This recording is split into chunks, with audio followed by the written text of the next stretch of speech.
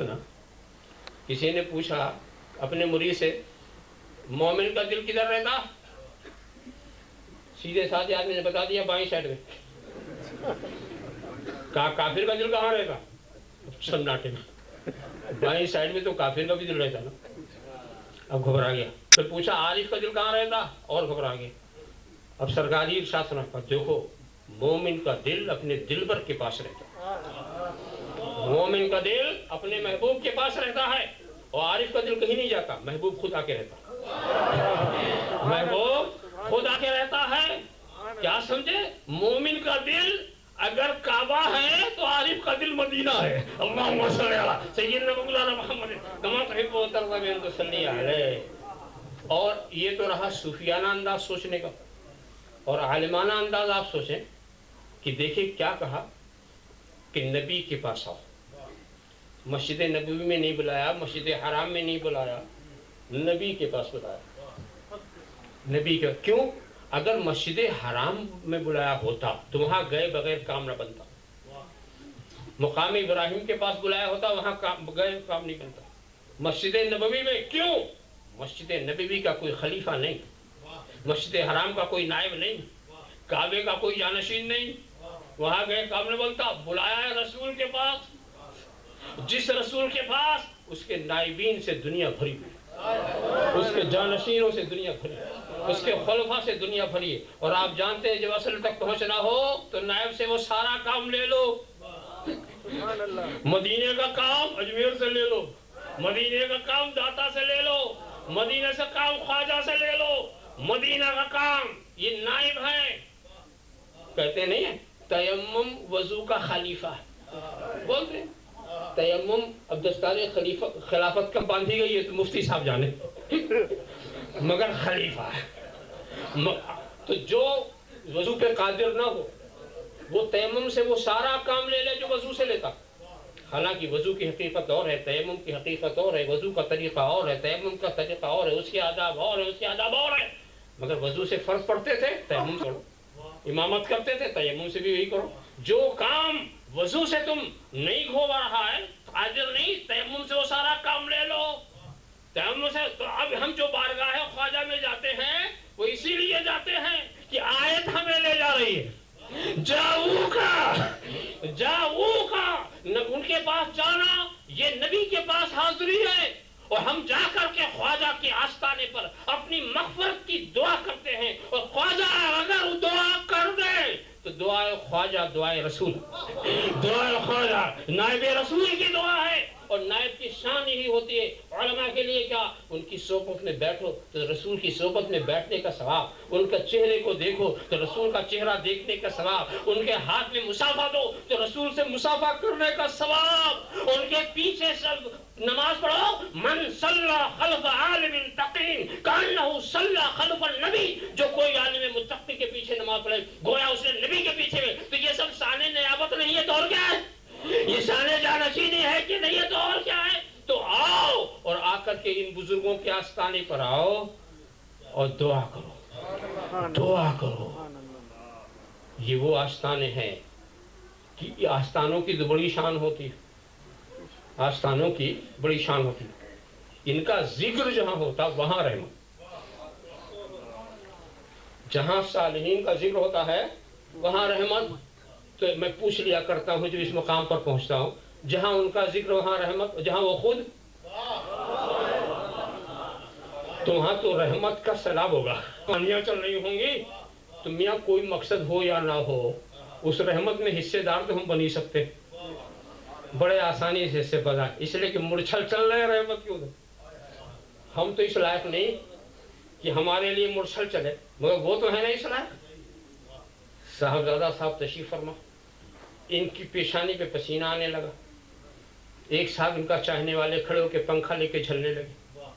मैं सोच रहा हूँ कि मेरे भी पसीना आ रहा, कोई नहीं खड़ा हो रहा। किसी से कहें पता नहीं क्या जवाब दे, शर्मिंदगी ना हो, तो खामोशी के साथ साहबजादा साहब के बगल में बैठ गए। पंखा इनके लिए चल रहा, हवा मुझे भी लग रही है। पंखा इनके लिए चल रहा है, हवा मुझे भी लग रही है। इसीलिए हम जो आस्थानों पर जाते हैं पंखा उनके लिए चलेगा, हवा हमें भी लगेगी। رحمت کے بادشاہ ان کے لیے ہوگا، ہوا ہمیں بھی لگے گی۔ اور شیطان جو ہے وہ اسی لیے کہتا جانا حرام، جانا حرام، اس لیے کہ صبح سے شام تک ظلم کرا رہا۔ اب سوچا گئے اور سارا اڑ گیا تو جو میری محنت تھی وہ آندھیوں میں چلی گئی تو اس لیے شیطان کو سب سے زیادہ فکر یہی ہے کہ کہیں تم کسی آستانے پہ نہ چلے جاؤ۔ اللہم صلی علی سیدنا مولانا محمد کما تحب و ترضی بان تصلی علیہ۔ جاؤ کا وقت بہت ہو گیا۔ صلی اللہ علیہ وسلم صلی اللہ علیہ وسلم۔ اب اس سلسلے کی آخری بات عرض کر دوں، اس سلسلے کی آخری بات میں عرض کر دوں، ہم سے کیا کہا؟ جاؤ کا آؤ، اور رسول سے کہا وَأَمَّا السَّائِلَ فَلَا تَنْهَرْ۔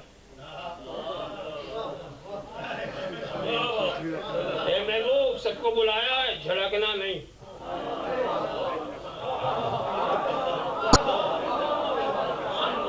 کسی سائل کو جھڑکنا نہیں۔ سائل بھی عجیب عجیب ہوتے ہیں، کوئی دنیا مانگتا، کوئی آخرت مانگتا، کوئی جنت مانگتا، کوئی مغفرت مانگتا، کوئی نجات۔ سوال کی قید نہیں، سائل جیسا ہو۔ قرآن نے جو مطلع رکھا تو بندے کو مقید کرنے کا حق نہیں ہے، کیسا بھی سائل ہو اے نبی مایوس نہ کرنا۔ تو اب ہم کو ایک عقیدہ مل گیا، عقیدہ یہ مل گیا ساری دنیا ہمیں جھڑک سکتی ہے، نبی نہیں جھڑکے گا۔ نبی اس لیے نہیں جھڑکیں گے کہ ان کو حکم الہی مل گیا، ان کو حکم الہی مل گیا، اب وہ کبھی نہیں جھڑکتے۔ ساری دنیا ہمیں جھڑک دے گی، یہ نہیں جھڑکتے۔ ارے دوستو یہاں پر ایک واقعہ بہت لوگ نبی کے تعلق سے گستاخانہ انداز سے پیش کرتے ہیں، میں اس کی وضاحت کر دیتا ہوں جگہ جگہ۔ مل گئی حدیث، شور مچا رہا، حدیث مل گئی۔ ارے کیا مل گیا؟ حدیث مل گئی۔ ارے کیا مل گیا؟ کہا کہ نبی کو غیب کا علم نہیں۔ اچھا یہی سیکھنے کے لیے تو نے 10 سال گنوائے؟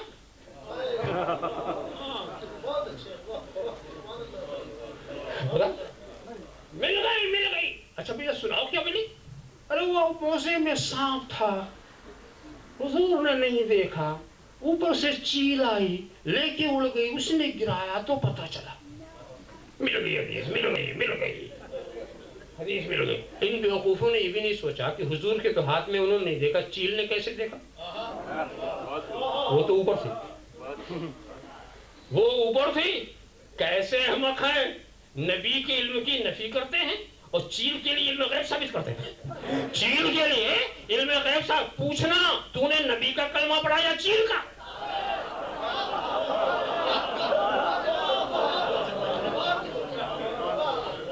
کیا بے وقوفی کی بات۔ اور سنو میں کہتا ہوں کہ نبی کو علم تھا، اور ایک بات بتاؤں تم کو، سانپ کسی مکھی کا نام نہیں، سانپ کسی مچھر کا نام نہیں، سانپ کسی کھٹمل کا نام نہیں۔ میرے موزے میں سانپ آئے تو یہ تو ہو سکتا میں نہ دیکھ، مگر اٹھاؤں گا تو وزن تو پتا چلے گا،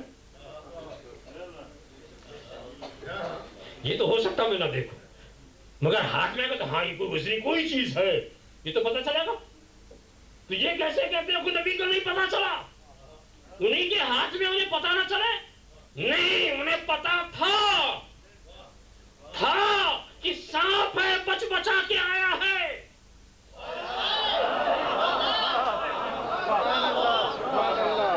ہو سکتا ہے اس سانپ نے اس سانپ کا حشر سنا ہو جو غار ثور میں نبی کا انتظار کر رہا تھا، غار ثور میں نبی کا انتظار کر رہا تھا۔ وہ سانپ اس لیے ناکام ہو گیا کہ ایک عاشق سانپ تھا، اس عاشق نے اس عاشق کی مراد پوری نہ ہونے دی، تو اب عاشقوں سے نظر بچا کے آیا ہے۔ تو وہ جانتے تھے نبی سانپ ہے، آیا ہے، مگر یہ بھی جانتے تھے کیوں آیا ہے، یہ بھی جانتے تھے ہمارے قدموں سے نسبت لینے آیا ہے، یہ میرا عاشق ہے، اور میں جھڑکنے والا نہیں ہوں، میں جھڑکنے والا نہیں ہوں۔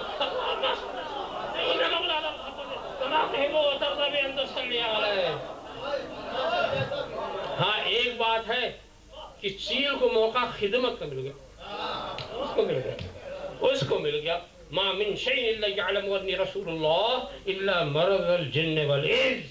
دنیا کی کوئی چیز ایسی نہیں ہے جو مجھے اللہ کا رسول نہ جانتی ہو. تو چیل بھی تو جانتی ہے نا، چیل بھی جانتی ہے.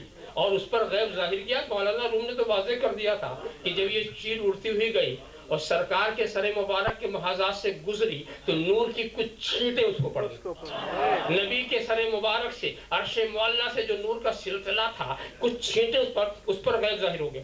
اس پر غیب تو موقع مل گیا کہ میرے بھی رسول ہیں، خدمت کا موقع، خدمت کا موقع. ارے تم آزماؤ، ایک سانپ لے کے بیٹھ جاؤ، دیکھتے ہیں کون آتا چھین. صبح سے شام تک لے کے بیٹھا رہو، پھر دیکھو گے کون آ کر چھینتا. جس حدیث سے عظمت کا اظہار ہوتا ہو، جس حدیث سے رسول کے علم کا اظہار ہوتا ہو، اس کو بھی اسی لیے خدا جب دین لیتا ہے تو اپنے چھین لیتا. مگر یہ نبی ایسے ہیں جو کسی کو چھڑکنے والے ہیں. اس کے واقعات تو بہت ہیں مگر بہت آگے ہو جائے گی. اور چونکہ میں ایسے وقت میں بول رہا تھا، نہ وہ میرا وقت تھا نہ کسی اور کا وقت تھا، تو اس لیے